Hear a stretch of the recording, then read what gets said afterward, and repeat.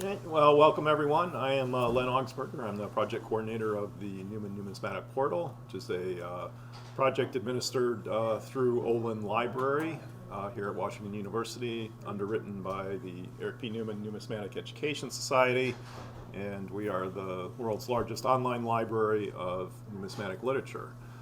We've also got for the spring semester a group of numismatic exhibits in Newman Tower, and Wayne K. Homren, who loaned material for the Boggs exhibit, will be speaking today. And basically the question we're asking is, what is money? And it's more philosophical than you might think. In the US, we've got stable currency. Not only is it stable, but it's the world's reserve currency. So this is just something that we tend to just not think about. But Wayne's going to dig into this today. Wayne is the editor of the Asylum since 1998. It's one of the longest running numismatic blogs, 7,000 subscribers, published weekly, and really among researchers and writers especially, is definitely the most influential online blog for that area. All right, so with that, I will turn it over to Wayne. All right.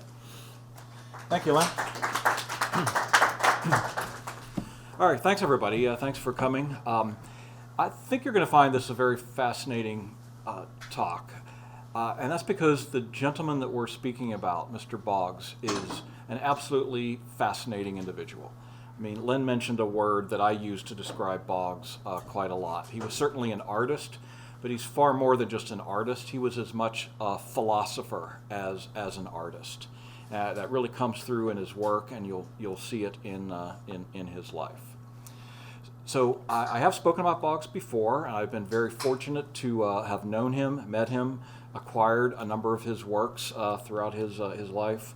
And my question here is, as it says here in my title, why Boggs and why now? And I think you'll learn about both. So next, I think I've got my little. Go. That's what he looks like. That's one of his self-portraits on one of his money artworks. That was his specialty. He didn't start that way, as you'll see, but he basically gravitated to any type of art that would incorporate or relate to money or the concept thereof. And it's actually a very long tradition. There have been artists over the last couple of centuries that have taken this form as part of their art, because money, let's face it, it's a very important part of daily life. It's something that affects everyone. It's something that everyone knows, and certainly every artist is familiar with it, and it often finds its way into art. So in that way, Boggs was, well, in some ways, nothing special. But as you'll see, he was really, due to his deep thinking about the subject, he was incredibly special. So there he is. Here is a photo. Handsome guy. I was explaining to Len, it's rare I've seen him smile in a photograph. He actually had a good sense of humor. But you can just tell he's an intense person. He's just got these intense eyes, and he just has this intense demeanor about him. When you're in a conversation with him, you really have to be on your toes, because he is like 3 or 4 steps ahead of you, and always giving you something to think about. And that's what his art was all about. Those are some of his artworks hanging on the wall behind him. As you can see, they kind of look a lot like U.S. paper money. So here's some of the questions in terms of the why, and I'll get into this. All right, who was it? Not the only person, but one of the things that he did was kind of champion the concept of women on money, and Harriet Tubman in particular, which is something we've all heard about in recent years. He was 25 years ahead of his time on that. He pioneered thinking on copyright. He wrote an article in a law review. Again, he's more a philosopher than an artist, and he wrote about copyright and art and how it's all intertwined, and what the rights of artists are in terms of reproducing their work and using it in other purposes, which is exactly the question that we have today with artificial intelligence. generative AI can create new works of art for you in seconds, but it's often based on existing works by other artists. Well, how do you credit that? And how do those artists or their estates get paid for that work, right? That was something that he, again, was decades ahead of his time on. And the other thing about why now, right?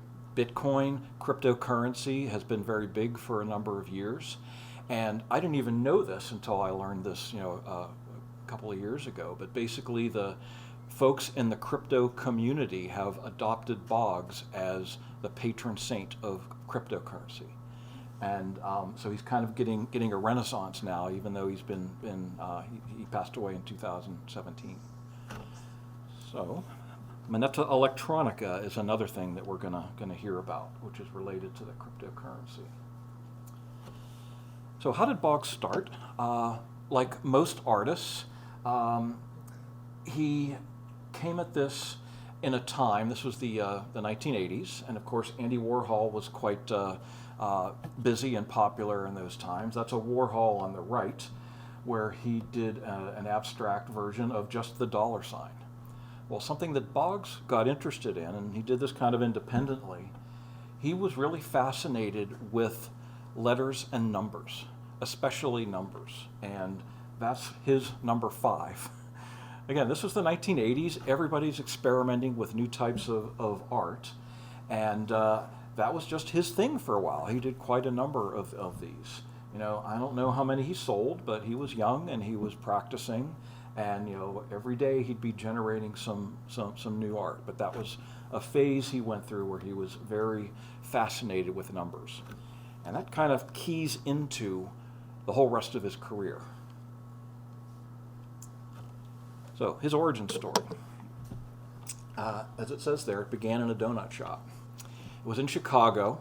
He had been in town for some art exhibition, and he was having breakfast in a little donut shop. He had a cup of coffee and a donut, and as he was sitting there, he started doodling on the napkin, as he does a lot. And because he's somebody who likes numbers, he just drew a number 1, and he started embellishing it, and he kind of kept going until it kind of looked like a dollar bill on this napkin. And the waitress saw this and said, "Hey, that's really good. You're really good at that. Can I buy that?" And he said no. And her face dropped. And he starts thinking, here I am, a starving artist. Somebody actually wants to buy my work. I'm like, what am I, an idiot? I just said no. But he thought about it for a minute. And like in that instant, it really kind of changed the entire shape of his career. She was going to give him $20 for it. And he said, no, can't do that. He said, tell you what, how much is the bill? And she said it was 90 cents. It was a long time ago, but coffee and a donut, 90 cents.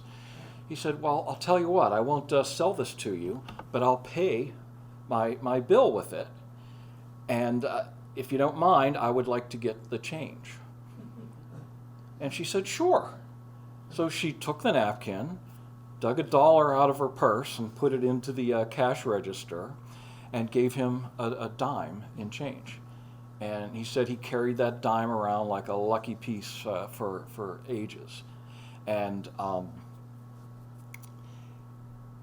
that's what really kind of made him start to think about this. Well, wait a minute. That was kind of interesting. He made this transaction, and somebody actually paid him for his work.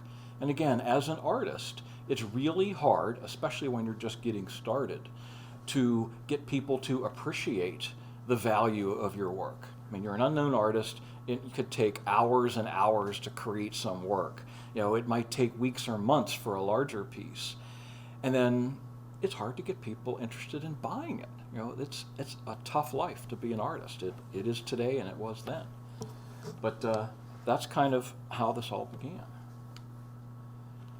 And this kind of morphed into his performance. He was not just a fine artist. He wouldn't just do the artwork, but it was like in that donut shop when he was talking with that waitress, that interaction with people.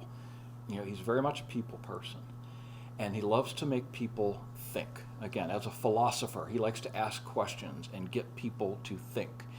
And that's what he did the entire rest of his career. And his art was performance art. So this is my kind of jokey way of saying that. It's up on a stage, that's the performance part, and there's a piece of his art. Performance art. So it's not enough just to do the piece. He has to go out there in the world and find people to acquire his art. And that was the great fun.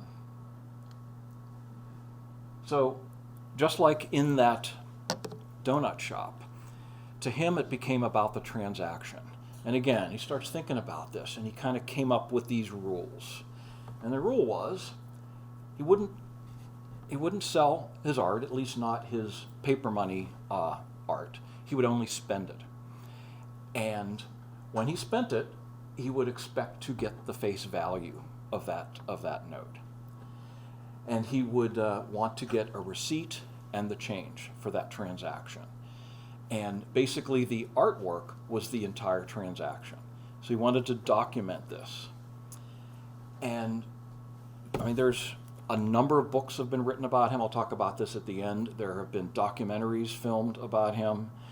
You can find them all over the internet if you just search for his name. I mean, he was huge in the day, not just in the US, but all over the world. Here's one of the books that's been written about him. And I had the opportunity on the flight over here to read this or reread some of these stories. And you have to imagine how hard this was. He would go into a shop like to buy art supplies, and he'd walk up to the counter and say it was, $9 or something like that. He would open his wallet and he would show that he's got a regular $10 bill in there, but he'd say, I'm an artist and I drew this. And he'd pull out his version of a $10 bill. And he says, I think this is pretty cool and really unique. Would you accept this in payment? And he did this again and again and again, and you can guess the reaction he got most times. If it wasn't no, it was hell no, and get the hell out of here, right? But just like a good salesman, he kept trying again and again and again, and he got used to rejection. He really got into this patter with people, and he really wanted to make them think about the nature of money. Well, what is this thing that we use all the time, this $10 bill or $20 bill? Why is this one worth twice as much as this one? It's the same size piece of paper. What, does it have more ink on it? Does it weigh more? No, it's exactly the same. The only thing that's different is there's a number 2 instead of a 1 in front of a 0. Why in the world do we think that's worth more? And the same thing with $100 in the corner.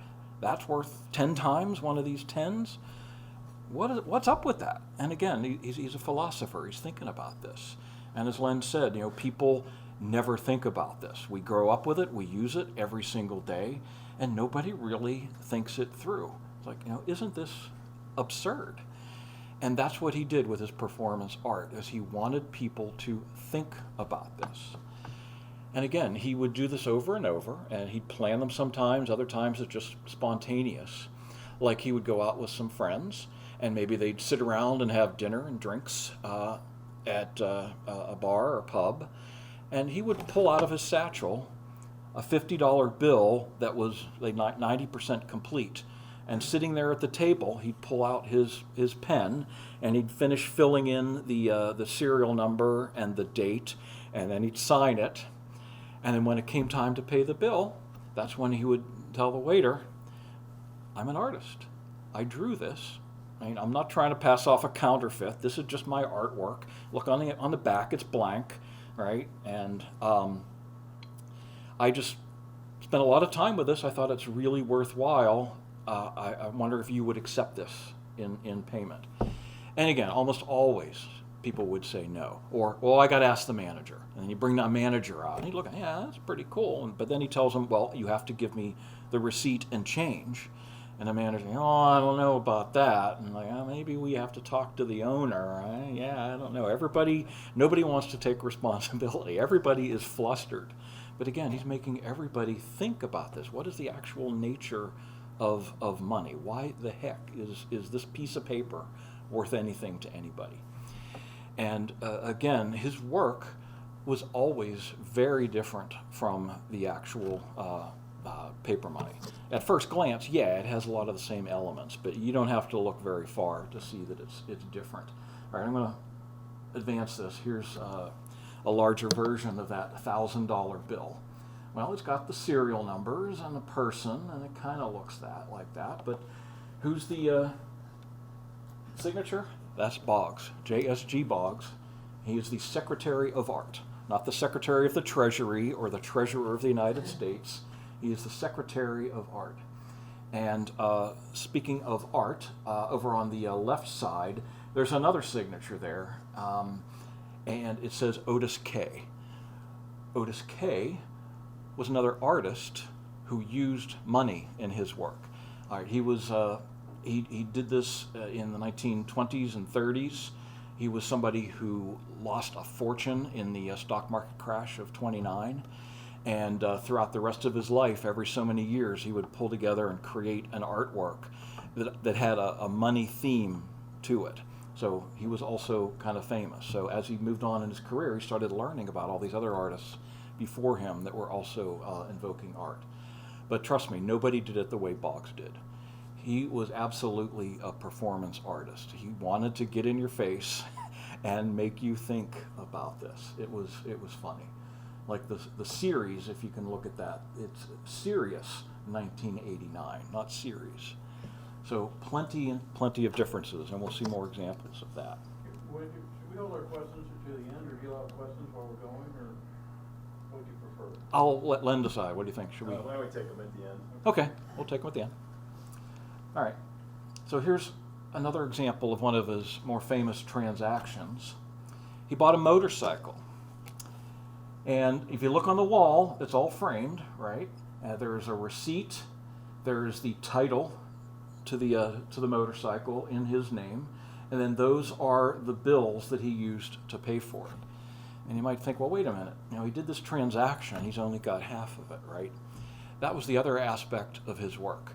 He started to get famous for this because he would get written up in the newspapers. Like, hey, there's this goofy artist going around, spending his artwork. And as people learned about it, collectors would want to get his work. And a lot of them would reach out to him, either directly or through an art dealer. And, back to his rule number one, I will not sell one of these works. I will only spend them. So he thought about his principles a little bit more. And he said, well, tell you what I will do is I will sell you the receipt and the change. And it might be $300, $500, but if you want to buy the receipt and change, I'll sell it to you. And he had a list of collectors.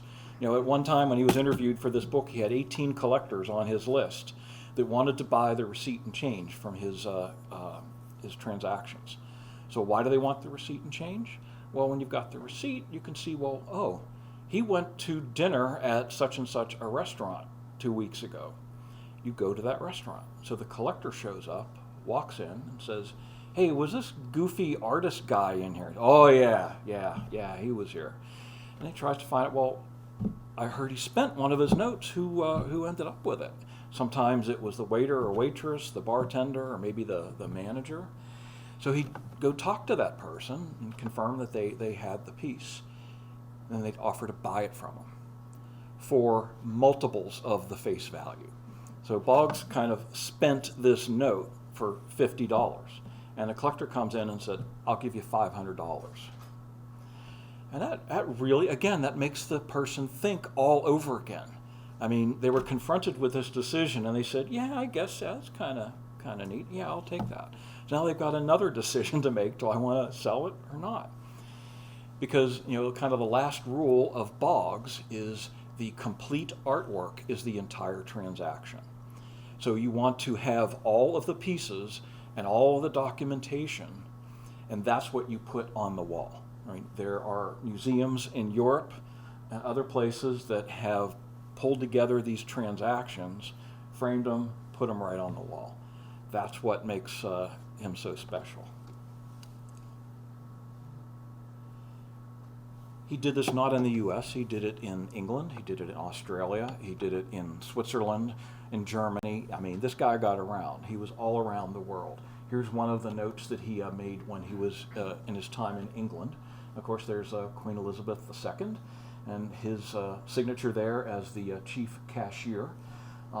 If you take a close look, you'll notice that the serial numbers do not match. That was one of his trademarks. He would always mismatch his serial numbers. Because actually, once he started to get a little bit famous and people wanted to buy his work, there were people that counterfeited his work. There were people that would kind of make their own and try to pass them off to art dealers as Boggs works. And one of the ways they could detect that it was a fake was if the serial numbers matched, right? So, fascinating. There's some more anti-counterfeiting measures we'll talk about. But just to give you the sense of his fame, when he was in England, he of course got into the newspapers there for here's this goofy guy, spending his artwork at the local pub. Well, that attracted the attention of the constable and the Bank of England, and he got arrested. His artwork was going to go up at a gallery.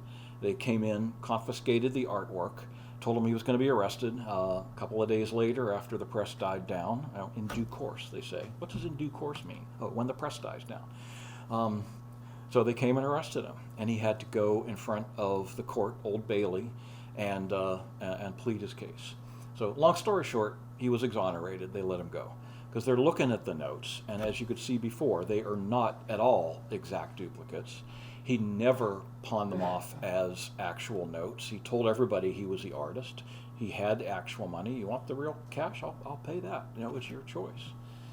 And the judge agreed, threw the case out. Well, same thing happened in Australia. Got in the papers, got the attention, got arrested, got hauled in front of the judge. Same story. Not only did the judge throw the case out, he made the plaintiffs pay his lawyer's fees. He says, yeah, this is just ridiculous.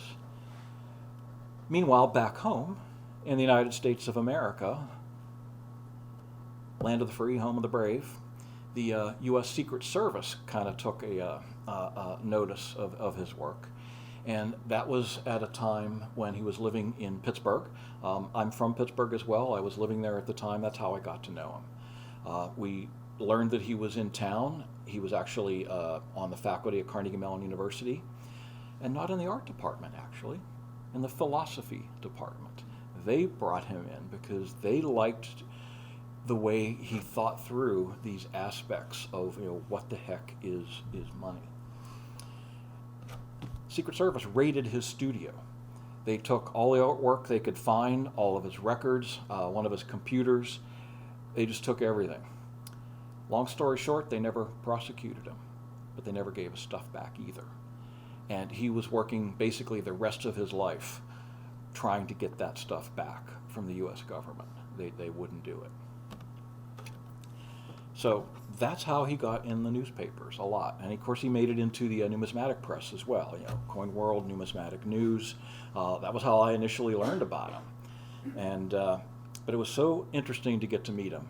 He agreed to come and give a talk to our club. It was the Pennsylvania Association of Numismatists, or PAN. And he came and talked at our banquet. He came into the show in the afternoon. Another one of his examples, one of his notes from Switzerland. You can see the quality of his artwork. I mean, he really, was technically capable of this. So I met Boggs. I had a chance to go to his studio. That's where this photo was taken. I wrote up an article for The Numismatist, and it was my encounter with him. He gave me a call, and he said, hey, I want to thank you for that book you gave me. Since I'm a bibliophile, I had a lot of books, and I thought he would be interested in a book about specimen paper money, about paper money that didn't actually come to be, but it was like made as a design to get the approval for the design. You take it around to Congress and Treasurer, and they could approve it. So he liked that book, and he said, let's meet for lunch. There's something I want to show you. So I met him for lunch, and he says, well, here's what I want to show you. And this was it. Long story short, I bought it from him. And again, it was a performance all over again. I didn't think of this. I had no idea what to pay for this. And And he said, tell you what, you write a number on a piece of paper, I'll write a number on a piece of paper too. And now I'm sweating. I mean, this is part of the performance. He does this to everybody. He does it to everybody. He loves it. And I'm thinking, oh my, I know he's an artist. He spent a lot of time on this. I should pay a big number. But it's like, well, I don't want to pay a big number. I'm a coin collector. We always bargain. I try to get the price down, you know. And then I'm thinking, well, how much do I actually have in my bank account? I don't want to bounce a check. And I finally picked a number, and we exchanged our little pieces of paper, and he said, well, it's at the low end of what I was looking for, but okay. So I bought it. I sent him a check, and this is what I got. And it was his version of a specimen note in the style of an 1880s U.S. paper money. So there's his big 5 again. Remember, he started with numbers. He loves numbers. There's his big 5. You can look really close at the series of 1993. That was the year that we made this little transaction. And he knew that I was into computers, and he was too. He was very advanced in terms of using computers with his work for those days. And the gentleman there who's depicted is Moneta e Electronica. Now, moneta, of course, is the word for money. And he was basically getting into the idea that, you know, someday a lot of this will be electronic. And that's one reason that the Bitcoin and crypto people kind of have adopted him as their patron saint. Because again, there's some quotes of his about what actually is this worth? Why is this worth anything? Why does anybody care? What makes this worth anything to anybody? Again, his philosophy, getting people to think about that. So we go from like silver and gold to pieces of paper that say, well, I'll pay you in silver or gold, to pieces of paper that are not payable in anything. They're payable in other pieces of paper. You know, and now you make a transaction, you know, I wave a plastic card and it sends something to a computer somewhere, and it changes a number in somebody else's computer, and it comes back and changes the number in my computer. Nothing physical actually changes hands, but we all do this every day. There's nothing physical about that. It's just some bits somewhere on a server. And, you know, that's kind of the whole thought process that he went through. Like, why the heck do we do this? So I had an opportunity to do a transaction with him. And so he does these sometimes with people who are aware in advance. He couldn't help it because once he became famous, anybody who recognized him, you know, knew what might be coming. But I had a little business at the side where I was buying and selling books related to coins and paper money. So I said, tell you what, I'll sell you some books. And he said, great. When do you want to do it? And we ended up, he said, I'll come over to your house. So he came over to my house, and we did a transaction. I gave him 4 books that totaled up to $146. And he gave me 3 Boggs bills, $50 Boggs bills, $150. So now we got to do the math. 150 minus 146, I owe him $4 change. So I had to give him 4 $1 bills. And that was the complete transaction. Those are 3 of the books, all about counterfeiting. Again, I figured he would enjoy these. And the 4th book, before I get into that, here's an example of an earlier artist. I mentioned Otis Kay. Well, even earlier than Otis Kay, William Harnett. This is his still life, very realistic depiction of an actual note. Of course, it's in acrylic, or excuse me, in paint on board. No one would ever suspect that as an actual counterfeit. You know, he couldn't pull that out of his pants pocket and pay his bar bill with that. But the Secret Service confiscated that work. This was in the 1880s. So it was just a fascinating parallel that when Boggs started, he had no idea of these earlier artists existing. So that's why I decided the 4th book would be this one, called After the Hunt. That's the name of this artwork by William Harnett. And his style was what they call trompe-l'oeil, which is basically heightened realistic, extremely realistic. I mean, this would be hanging in a museum or a gallery, and people would walk up to it and try to pet the rabbit. It was like that realistic. So that's the 4th book, and you can see over there is a copy of the receipt. My business was called Rebellion Numismatics, and I made it out, listed the 4 books, 146. And then Boggs took my receipt pad and he sat and he wrote the serial numbers of all the notes. That's how he documents the transactions. Those are the serial numbers of the $1 bills, his signature, and that green blob, that's his thumbprint. He carried around an ink pad and he would put his own thumbprint on it. Again, that's one of his anti-counterfeiting measures. So there's one of the notes. There were 3 of them.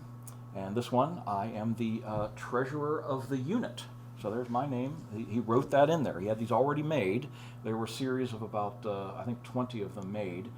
You can see Salinas Arts Center in Kansas. He made these as part of a performance that he was giving in Kansas. And he had a few of these left that he hadn't spent yet. So I got them. And even under the series, you can see it's like 1/3. That means this is note number 1 out of 3 for that transaction. And they were all annotated that way. Let's take a look at the backs.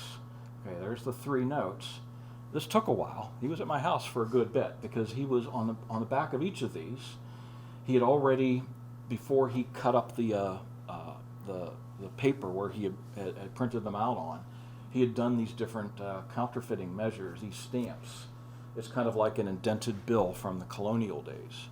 That was, he would keep the originals in his file, so if anybody ever came back, he could line up that note with the original in his file and see if it was a counterfeit or not. And there's his thumbprint again, and other stamps, and the name of the artwork after the hunt, and his signature on all of those. Before he decided to go all in on art, he was in school for accounting.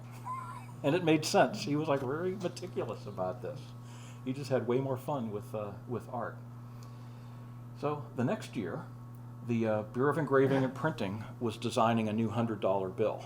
And this magazine, Worth magazine, I don't think it exists anymore, but it was one of your high-end finance magazines. They decided to do a contest, and they invited artists to give them their designs for a new $100 bill. So he decided to have fun and submit one. And this was it. And he won. That's his version of a $100 bill. I mean, it's beautiful. Beautiful. We don't have that kind of color in our currency. And he decided that it was time that not only a woman, but perhaps a woman of color, somebody like Harriet Tubman, should be on U.S. paper money. And he chose to depict Harriet as a girl. So there she is. There's his name there, spelled out, James Stephen George. We hadn't mentioned that before, James Stephen George Boggs. His signature, Treasurer of the U.S., 1984. Now, that was where it turned out to be the first of many. I'm sorry, this was just from a few years back when the Treasury finally announced the plan to put Tubman on the $20 bill. I know we're still waiting for that, but someday it might happen. And he was like 22 years ahead of his time with that idea. So I mentioned this was the first of many. Once he did this one, he decided he was going to do a whole series of notes. And this was more his fine art. He would not spend these, but these were things that he would create on commission or sell directly to collectors and galleries. This was a limited edition set of 10. And he had 6 different ones, one for each denomination. He had a 1, a 5, a 10, 20, 50, and the 100, which is the Harriet Tubman note. This is another one. First female president, again depicted as a girl. Treasurer of the United States, not treasurer. That's the actual name of the treasurer at the time, Mary Ellen Withrow. And again, lots of things that are very different, but nice piece of artwork. All right, let me back up. So I ended up purchasing that set from him in advance, and that's what you see on exhibit out there. I'm told there are only 2 complete sets anymore. The others have been broken up, so I'm really glad that I stuck it out and have that. But I absolutely love that Harriet Tubman note. I think that's just an amazing piece. So I said he was a philosopher, and he actually wrote an article in the Chicago-Kent Law Review in April of 1993. And this is getting into where we are today with artificial intelligence and copyright. I'm not going to read all this to you, but it was a monograph. It was fairly lengthy, several pages, but not like a whole book. And here he's comparing, using a poem as an example of copyright. Poet writes it. Well, I can read it. If I memorize it, I kind of have like my own version of that poem. It's kind of like mine too. But who actually owns that? And again, I'm not going to read all this, but I highlighted a few things. Up there in the upper left, he said, as a creative person, I feel I should have absolute control over my creations. And he was pretty prickly about, publications publishing illustrations of his artwork. He wanted to know what was happening, he wanted to give his permission, and he would threaten to sue if you didn't. And his rules down there in the bottom left, my original work must be acknowledged. Number 2, the new work must be properly identified as additive work. Number 3, I must receive my fair share of the proceeds. That's where we are today with artificial intelligence. Generative AI will take images they see all over the internet, and if somebody says, well, I want to do a new portrait in the style of such, I want to do a portrait of Len Augsburger, in the style of Picasso, right? And then you get an image, and Len's nose is over here and his mouth is over there, and it looks a lot like a Picasso. Well, does Picasso's estate get anything for that? Do they even get credit? I don't know. So he did this drawing that was in that monograph. It's called My Circle, copyright JSG Boggs. Can he copyright a circle? Well, again, he's a philosopher, and you can read about it in his law review article. So just for fun, and I did this afternoon, I said, well, this is exactly what Boggs would do if he were here today. And that first prompt is what I used. I said, okay, create an artwork in the style of JSG Boggs, picturing a transgender U.S. president. If he were here today, he'd be all over this. He would be doing it. Turns out they turned me down. They said, nope, sorry, we can't do that for you. There's a word that you used in your prompt that we can't use. So I tried again. Instead of transgender, I said very old U.S. president. He'd be all over the election and all of that. And he'd probably have his own Trump art and Biden art, etc. That didn't work either. So I think it was in the style of is what they weren't letting me do. There's been a lot of controversy about that. But it said, hey, ask me this. What inspired Boggs to create currency art? And this is what it came up with. And it's very good. It did a great job. I mean, he was all about exploring value. Why do we ever think something is worth something? He looks at it, again, as performance art. It wasn't just a piece of paper or something on the wall. It was about being there in the room with him, having the interaction with a person. I mean, again, I've seen him do this to people. It's always fun. It could be a cab driver, a bartender. When he was in Switzerland, that was probably where he had his best acceptance from people. He ended up staying at a 4 or 5-star hotel, and the management was willing to accept his artwork in payment. And you saw the motorcycle earlier. He tried to live for an entire year just by spending his notes. That didn't end so well, but that was thanks to the Secret Service, who captured a lot of his stuff. He was always exploring the legal and social boundaries, looking at consumer culture, and again, just kind of art as a catalyst, art as a way to get people thinking. So again, it kind of gets back to what he was. He was more than just an artist. He was about kind of a philosopher as well. Which takes us to today. Now, Boggs unfortunately passed away in 2017, so he's no longer with us. Luckily, his family has created a kind of a foundation to continue his legacy. So there's a nice website for the estate of JSG Boggs. And one of the things they decided to do, and again, he would have been all over this. And I bought one of these that the estate arranged to sell, and it's an NFT, one of these basically electronic-only artworks that is exchanged through the blockchain. So I had to pay for this with Bitcoin, And I own this NFT, but in conjunction with this, just like Boggs, the actual artist, did, you get a receipt and change for your NFT transaction. So on the top there, what that is they did a limited edition print. So this is what my NFT looks like. If I were to bring it up on the screen, that's a reproduction of one of his Bank of England notes that he did living in London. And if you turn that over, that's what it looks like on the back. That's their anti-counterfeiting measures, with a version of Boggs's thumbprint, signature, etc. And then on the right is my crypto receipt. So those numbers, that jumble of numbers there, basically identifies my version of the NFT, and those are out in the exhibit too. So if you haven't seen it yet, go take a look. They did an absolutely marvelous job of mounting this exhibit. It's beautiful. And I said, when you ship it back to me, send the case too. That may not happen. All right, and I wanted to mention there are a number of books about Boggs and documentaries. Here's one of the books. This is the one I was reading recently. That's him on the cover.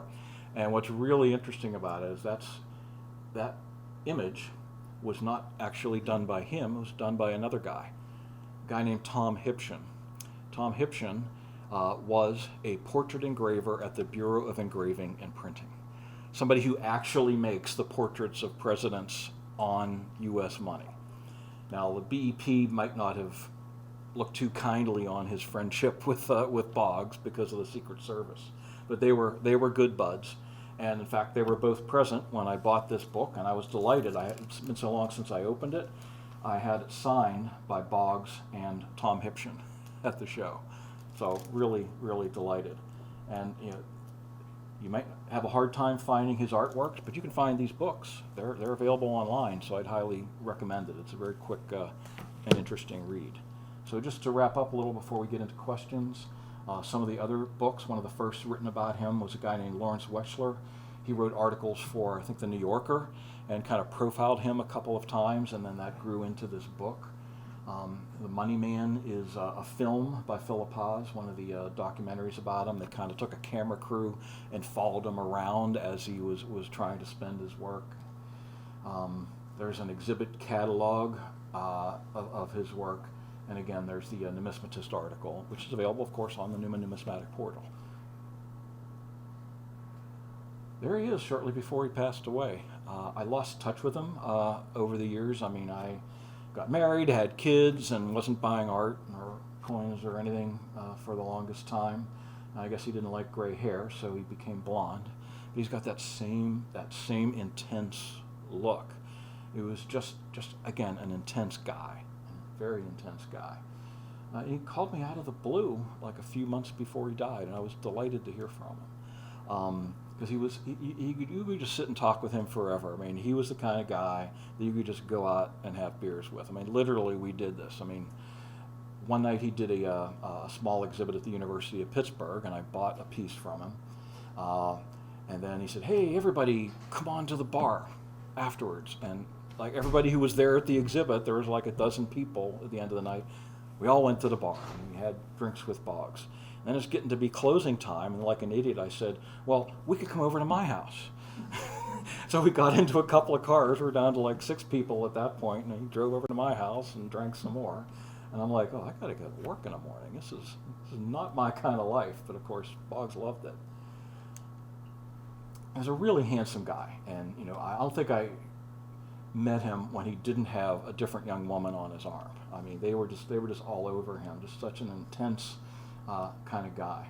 As I said, he passed away. New York Times did a great bio on him. And there's his work. I'm just going to go back a minute to point something out. The night that I had those beers with him, on the bottom left is a framed artwork. It's the largest one of his works that I have. It's called Ripples in the Pond. And it is what he called a monoprint. And by monoprint, he means there's exactly one. And that's the physical process that he used. And I mentioned that he was like a pioneer in using computers and electronics with his art. So he got a very high quality scanner. he took an actual Bank of England note, pressed the button and started scanning, but then he moved it. While the scanner was going, he moved the note. And then when the copy comes out, that's what it looks like.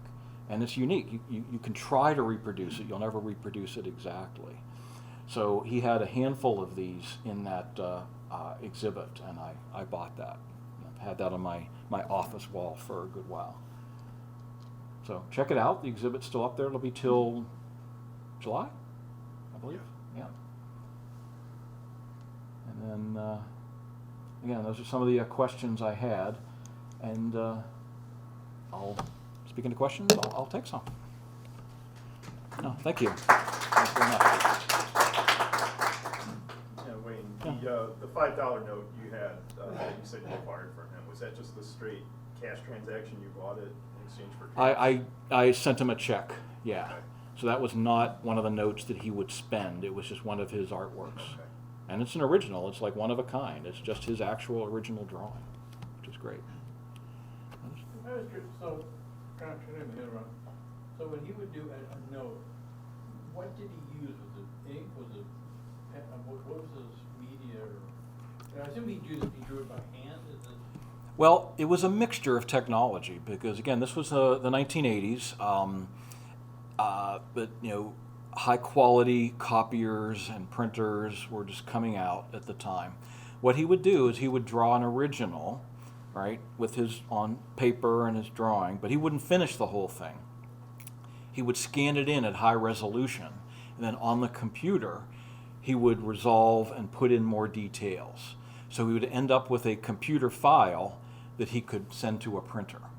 So if he decided he wanted to make, say, an edition of 24 notes, he might put like 3 on a page, and then print 8 pages. He'd check them if they're good. Then he could cut up cut the notes out of the paper, and he'd stick them in a satchel, or he had a special flat wallet for them. He wouldn't bend them, of course. He had a special kind of wallet he would keep them in. And when it came time to do a transaction, he would pull these out, and then he'd get his pen, and he would finish the note on the spot. So he wouldn't draw an entire note, but he would sit there and he would fill in the parts of the serial number, the signature, and some other things, and then a signature and stuff on the back. So it was a mix. He would start by actual drawing, bring it into the computer, enhance it, print it, and then he would destroy the file so that, you know, it couldn't be reproduced. So that kept the numbers down. So, like, when he did the Harriet Tubman series, you say he did multiple of the same note, you said that. Are each one different? Or did he Each one would be hand signed, and, you know, like the last part of the serial number would be written in by hand. Like well, these 6 series, like you said, I hope I'm using the correct word. So he had 6 notes, and he did those 6 notes multiple times. Okay, so each of those multiple times, they were each a little different because they were each hand finished, each particular note. Yeah, each of those 6 notes would probably be numbered 1/6, 2/6, 3/6, just like a limited edition print, which it is. You know, and in fact, that was what he would say all the time. You know, this $1 note, that's a limited edition print. It's a really big number. They print a lot of them, but that's a print. You know, and when he does it, there's only 20, 30, maybe 5 or 6, which is worth more. Here's this original artwork, and here's this thing Uncle Sam wants to give you that they printed millions of. Which do you think is worth more? And he had a really hard time getting people to say, oh, I'll take that original artwork. They would just say no, over and over and over, and then find out, you know, years later that these are, you know, selling in auctions for, you know, 10, 20, 50 times their face value. I apologize for probably asking the same question. That's okay. So the note down in the display, Mm-hmm. that's unique. I would never find, if I had one of the others in that series, you might say 2 of 6, but I would never find that particular note. It is one of a kind. Like those 6 I see there of the... Those 6, that was done in a series of 10. So there were 10 of each of those 6 notes made, 60 altogether. But each one, like was it 1 of 10, 2 of 10, they're all. They're all numbered, yes. They're all unique. They all have a unique number, right. Yeah, my set is number 4 out of 10. The first thing I bought from him, that Moneta Electronica note, that's an original drawing, so there's only one of those. That monoprint, there's only one. He just did that once and framed it, and that was it. I didn't picture, but actually I have one here. In the middle there is a picture of one of the notes that he did for the fun organization in Florida. He basically arranged a transaction for them where they would give him a table at the fun show in Florida, and he would pay for it with his Boggs notes. And then the club in turn could sell those notes to their members. And that was one of the largest additions he ever did. There are hundreds of each of these. And you see these on eBay all the time. And they go for, $100, couple $100. And there's a lot of them out there. You see them on eBay all the time. You never see some of the others. They're just too rare. Oh, question back there? Yeah, I'm curious, did he have as he became more popular and the value of his currency grew, did he then adjust some of his approaches? Because if I were him, right, and I had a $10 bill, I'd want to pay with 1 10, not 10 ones, right? Because then someone, maybe you could turn around and sell all those. Did he have that kind of consideration as his popularity, almost his own inflation of He certainly understood the value of his work, and he was careful with it. But of course, his fame parlayed into other things as well. Like one of the biggest works he ever did was he was hired by Babson College in Massachusetts, and he did a mural. And it took him months. So he it was like an artist in residence there for months doing a wall. I don't know if it was quite as big as one of these, but he did this mural, and he got paid $250,000. But he would very conscious about being robbed, because people would know. His face is everywhere, so he would get recognized. He carried a Glock. He was packing. He carried a gun all the time. He was a weird guy. But again, you just gotta love him. You gotta love him. He was so much fun. Like again, the time he called me out of the blue, I hadn't talked to him for years, and we talked, had a great time. Was delighted to hear from him. I hung up the phone, and it's like, oh, I forgot to ask him something. He owed me $6,000, and I never got paid. But I was just delighted to hear from him. He was just an old friend, and it was just a lot of fun. Basically, I paid in advance for another one of his series. He was going to work on what he called his Supreme Court series, and it never came to be. So I never got it. He had a lot of troubles. Had a tough kind of life. It's hard making a living as an artist, even when you're world famous. It's hard. But toward the end, he was kind of a recluse and kind of a hoarder. He ended up, when he died, he had, I think it was 3 houses and about 10 storage units of stuff. So his estate has a lot to work through. And that's how I completed my transaction. Turns out he never sold the goods and the receipt and change from the transaction with me. And his estate found the other part of the transaction. And because they knew he owed me money, they said, here, you can have it. So they made me whole, and I'm happy about that. So now I have a completed transaction, which is really great. That's really rare to have. As far as size, I know you showed us the one large print that's out there, and I do see so many that are currency sized. Are there any other variances in the sizes? Well, there are, because he would spend some of his work, but it was not all about spending. Right? He would do large format work. Like if you look here, you see in the background, those are some of his large works. Those are like 3 feet tall. They're huge. And I wish I knew where they were today. Some collector somewhere has got that on his wall somewhere. And that's the interesting thing. Since he passed away, you would think there would start to be a little more interest in his work, and there is to some extent. Like based on the NNP symposium talk I gave, I got a call out of the blue from somebody in New York that bought one of his works that he found in some upstate New York antique gallery. It was a larger work, and so now it's on his wall in New York, in his apartment in New York City.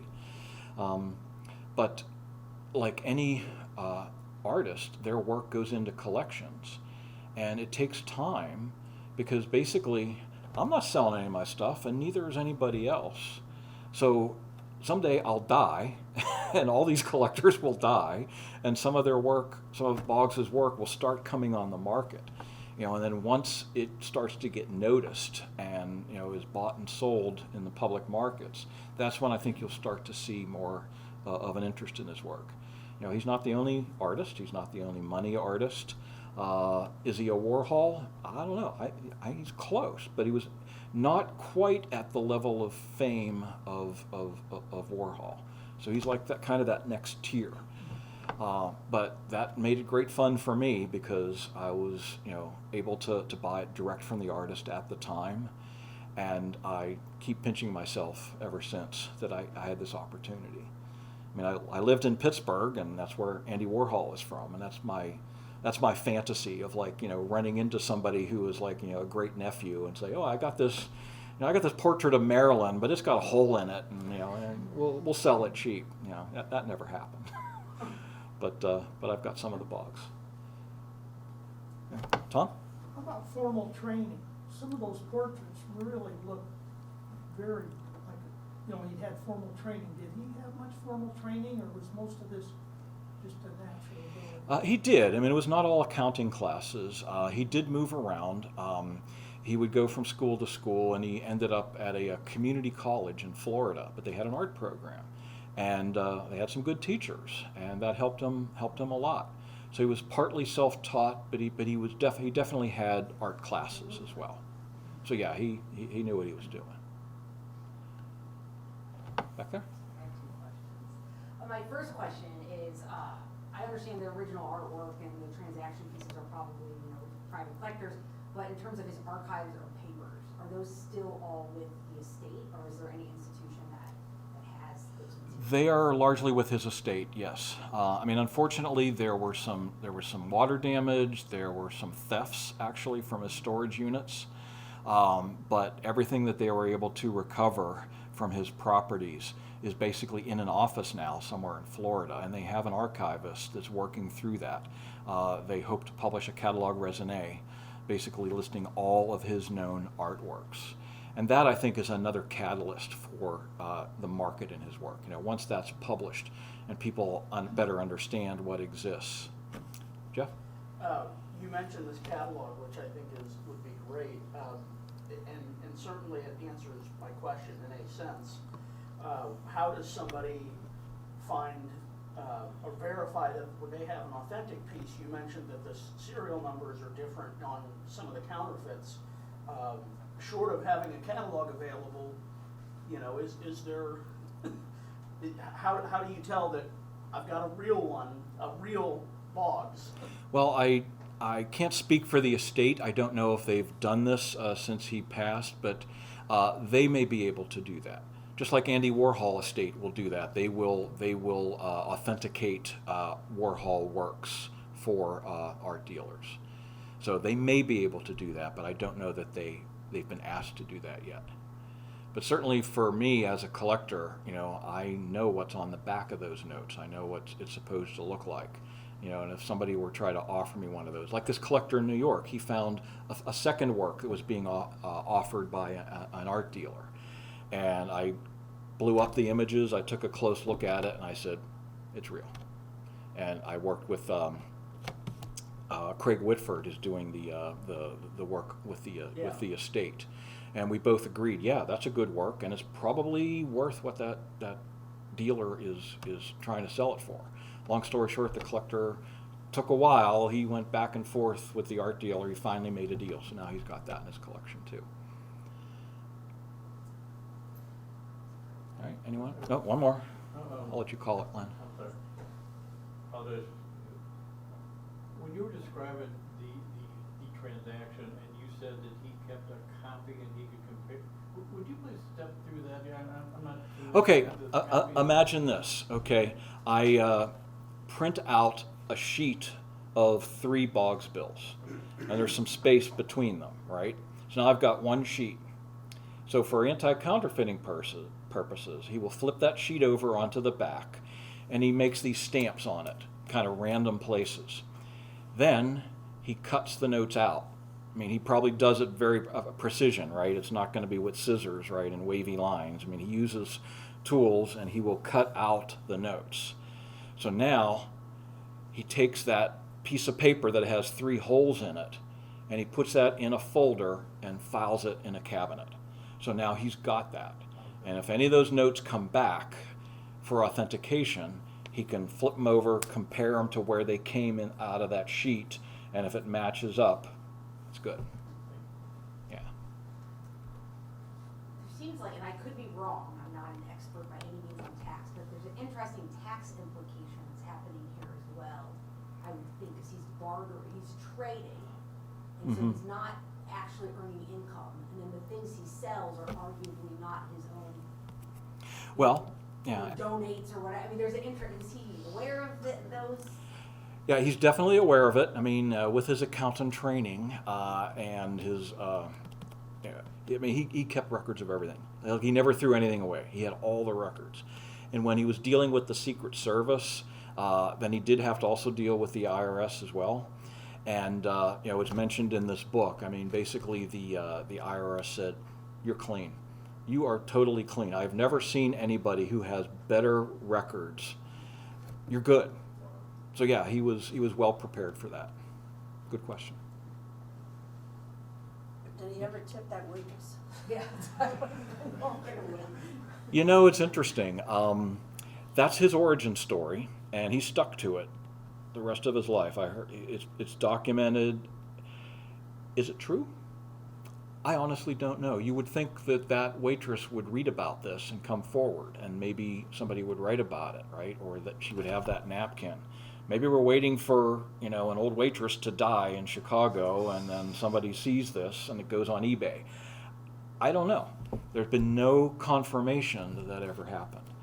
And frankly, it doesn't necessarily matter that it's true, because it is a perfect origin story. It really explains everything about his work, because that's exactly how he worked for the rest of his career. It was all about that type of transaction. So yeah, it would be interesting if that little napkin ever turns up. Or if that dime is somewhere in his 7 storage units. I don't know. It may turn up. I don't know. All right, Wayne, thank you very much. Yeah, thank you. And the video will be posted on Newman Portal in due course. So thanks for coming. Yeah, that's great. Yeah, thanks.